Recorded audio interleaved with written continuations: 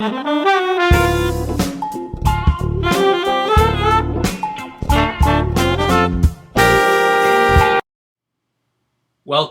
This is Vince, the admissions advisor and consultant, helping you avoid failure at your Wharton interview. The topic of this short video will be how to fail, or maybe how not to fail, your one-on-one interview as part of the new Wharton interview process. I'll be making a series of very short videos dealing with different aspects of this new Wharton interview process. So for the one-on-one interview, from what they have told us so far, first of all, congratulations, you've been invited to Wharton, and now you're trying to figure out how to pass this interview. It's a new way and a new day, and so we're all trying to figure this out. But I'm doing lots of prep right now for my clients.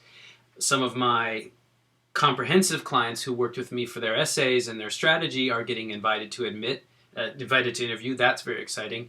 And lots of people around the world are contacting me for one-on-one interview training, as well as simulation and practicing of the team-based discussion aspect. So I've tried to synthesize all of my best tips into this series of short videos. I'm calling the series 5 Ways to Fail. It's a negative frame and a negative logic. Obviously, I don't want you to fail. I want you to succeed. I'm just trying to identify, I think, some of the things that we need to be aware of. And absolutely, all of these 5 core mistakes are avoidable with practice. That's the purpose of these videos that I'm making, to try to help you avoid these mistakes. So in the one-on-one interview, I think the fundamental way that you could fail is to what I call close the sale. Let me pause for a moment. Close the sale just means convince them of that the person that they observed in the team-based discussion, to confirm some points that are very critical.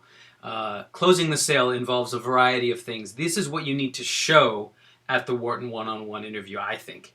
First of all, I think you need to show good judgment and self-awareness. Self-awareness means having a sense of humor about your performance in the team-based discussion, having some takeaways, identifying some things that surprised you, either things that you didn't expect you would say, or things you learned from other people.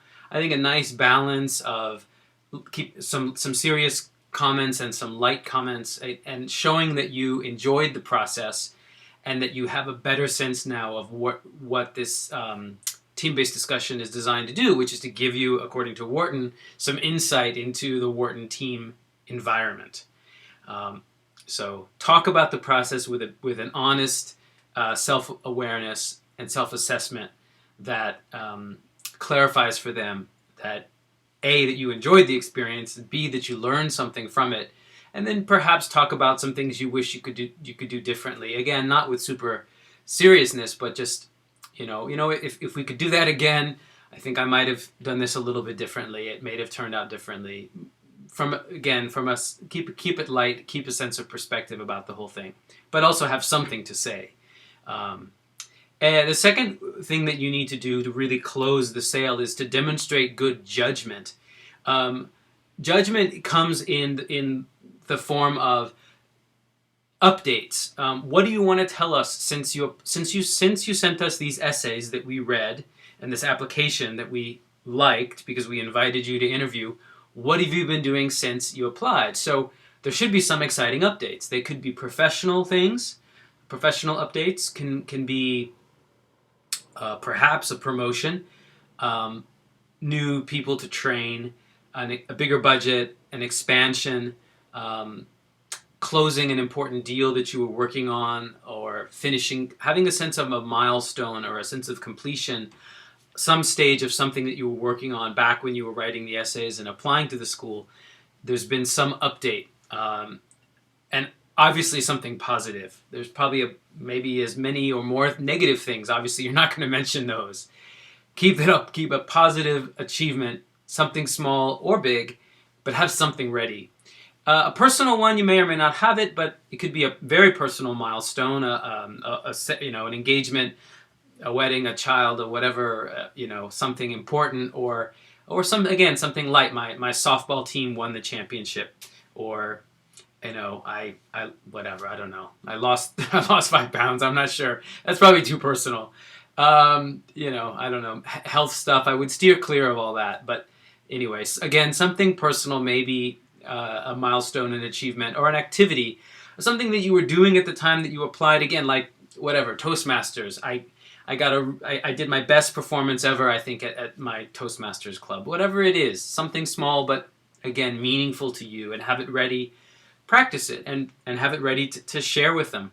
They say that's one of the purposes of the one-to-one interview, and we have to take them at their word. This is a brand new process. They're giving, I think, a decent amount of information about it, but they're saying it's a casual conversation and it's a chance for you to update them. So you should. All right. The third thing to show is passion. I don't mean passion, like romance. I mean passion meaning knowledge of the school. The easiest way to show this is to ask customized questions. Your interviewer could be a current student, could be a staff member. If it's a staff member, they may be a Wharton graduate, like Ms. Kumar, the director, or they might not be a Wharton graduate. So you've got to customize the questions that you ask to your audience. And this is something you'll find out right away, probably in the TBD, the team-based discussion. Everyone is role-playing the dean or whatever they're trying to be in this team-based thing, a professor-type authority figure, even if they're your peer, actually, as a current student, or your future peer. But after the interview, I think the mask comes off, and it's very clear who this person is. It's so-and-so in the admissions office, or it's so-and-so current student, second-year volunteer who's been trained to do this kind of interview stuff. Anyway, prepare questions for both types, or actually all three types. I think the hardest kind of person to prepare a question for would be someone who hasn't experienced Wharton as a student at all. Not as an undergrad, not as an MBA, is just a worker in the admissions office. That's really tough, but you've still got to have questions that aren't just narrow fact-based questions, where the answer could be yes or no. Actually, a question that's designed to start a dialogue and sustain the conversation. With a staff member who's kind of an outsider to the Wharton community, who's just an admissions officer, and that's it. There are still good questions to ask. It's not in this video, but on my website, in my Wharton Tips page, there is a link. I have an entire post about good kinds of questions to ask at the interview, and there are some tips about questions to ask to these kind of outsider staff members as well. Okay, the fourth thing that you need to show to close the sale is a sense of commitment. As I have talked about in other videos that I've been making, Wharton is in the top 5 for yield. It's neck and neck with Columbia, depending on the year and the data, but it's around 70, the low 70th percentile for yield, which is 20 percentage points below the leader for yield, which is Harvard. So if Wharton thinks you applied to Harvard and Wharton thinks you're interviewing at Harvard and Wharton, statistically, being a school that understands math, Wharton is going to logically assume you'll go to Harvard over Wharton. Most people do. I've never had a client choose Wharton over Harvard. I've had a client choose MIT over Harvard. I've had a client choose Columbia over Stanford. I've had clients choose MIT over Wharton. I've had clients choose Kellogg over MIT and Wharton. Anyway, the list continues. Never ever known anyone who turned down Harvard for Wharton. I'm sure there's someone out there. More power to you for making your own choices and going against the grain. I've done that as well, as I've talked about in my other videos. I respect that, but it's unlikely. It's unusual. They don't expect it. So try not to mention Harvard. If they say, where else have you applied? Keep it vague. I've applied to some other top schools, and bring it back to Wharton, why Wharton is your first choice. And you've got to have a sort of a killer logic here, which relates to only or best. Only Wharton has something that you need. And usually that relates to people. And in the case of people, it's usually professors. You could say people relates to the students and the student culture, that's a harder sell. The students 50% turnover every year. You could claim the Wharton student culture is the killer advantage. I guess that logic could work if you're really clever about it, but I think it's going to have more to do with a professor or a unique elective or something in the program offerings that is absolutely unique, or the INSEAD exchange, or some aspect of something that you can do at Wharton, that you can only do at Wharton, that is the best way to prepare for your goals.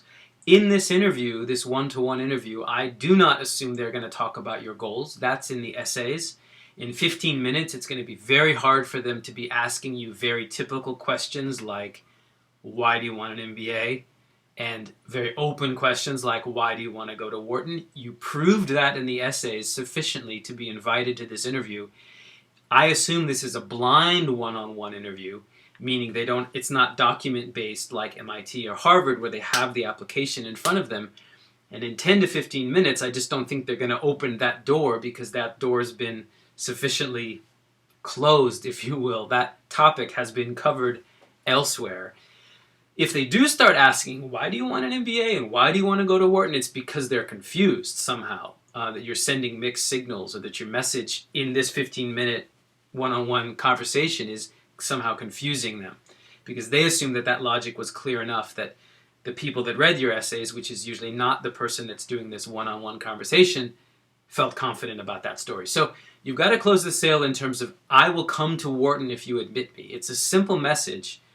Say it at the right time and in the right way according to the conversation that you're having. Don't throw it in there in an awkward way, but make sure that message is clear to them.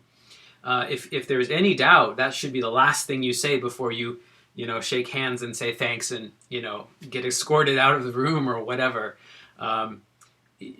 That's a clear message, and you've got to run that through your checklist as the interview is closing and make sure that they really have heard you say those words in some way or another. So, signing off for now.